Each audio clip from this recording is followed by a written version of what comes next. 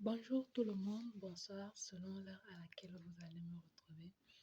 Alors moi c'est Divine Grâce, institutrice de l'enseignement technique électrotechnicienne. Bienvenue sur ma chaîne, si c'est la première fois que tu me vois, merci de t'abonner déjà, ce sont mes débuts sur YouTube. Alors aujourd'hui on va aborder notre toute première leçon, ah oui il a fallu du temps. On va aborder notre toute première leçon qui est les convertisseurs. Alors aujourd'hui, on va voir les différentes fonctions des convertisseurs. Généralement, en électronique, on dispose de 4 convertisseurs. Les convertisseurs directs, les convertisseurs indirects. Ils sont 4. Donc, 2 convertisseurs indirects et 2 convertisseurs directs. Alors, suivez-moi et on va ensemble apprendre quelque chose aujourd'hui. Alors, comme je vous l'ai dit tantôt, nous avons là un rétréceur. Ceci est le symbole d'un rétréceur qui fait du DC-AC. Ce qu'il faut savoir, c'est que en électricité, ceci signifie AC.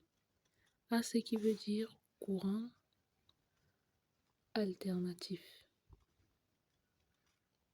Courant alternatif.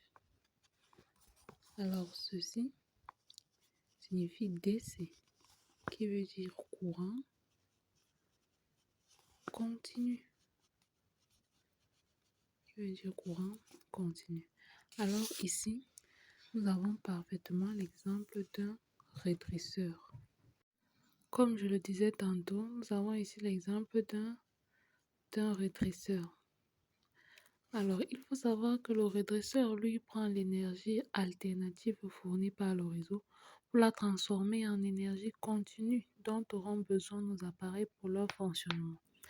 Donc, c'est le redresseur le plus courant, je veux dire, le convertisseur le plus courant qu'on utilise dans nos maisons, dans nos entreprises, etc. Alors, passons là au deuxième convertisseur, à la deuxième fonction d'un convertisseur qui est,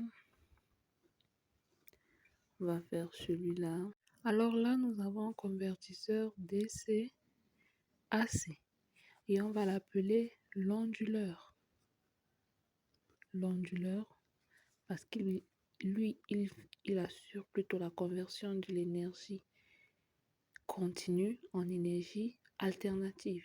Il est le contraire du redresseur. Et ces deux redresseurs sont appelés, ces deux convertisseurs, sont appelés convertisseurs